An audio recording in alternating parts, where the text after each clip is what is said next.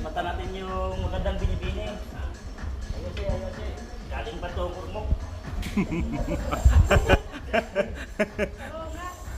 Kaya.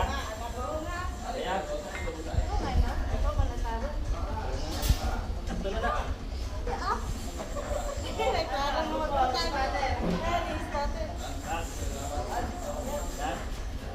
So, tingnan nyo Spatter. Ito mag-spot. Magandang binibini. Ito maghawak mag-spot sa puwet. Sa balakang.